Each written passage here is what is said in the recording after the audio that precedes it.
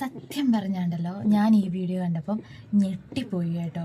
അത് ഒരു വീടിൻ്റെ സ്വിച്ച് ബോർഡ് അവരെന്തോ ഓപ്പൺ ചെയ്യുവാണ്.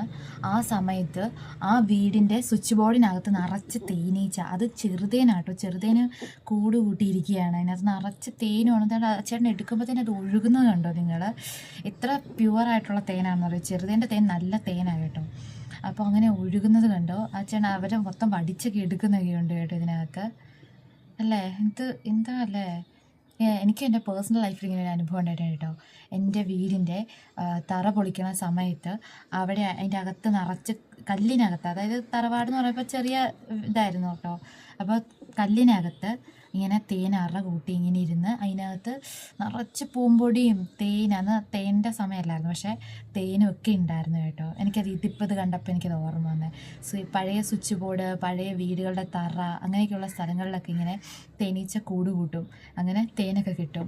നിങ്ങൾക്ക് ഇതുപോലത്തെ അനുഭവം ഉണ്ടിട്ടുണ്ടോ? നിങ്ങളുടെ വീട്ടിനകത്തോ അല്ലെങ്കിൽ സ്വിച്ച് ബോർഡിനകത്തോ അല്ലെ അങ്ങനെയെങ്കിലും എവിടെയെങ്കിലും നിങ്ങൾക്ക് ഇതുപോലെ തേൻ കിട്ടിയിട്ടുണ്ടോ? കമൻറ്റ് ചെയ്യാൻ മറക്കല്ലേ.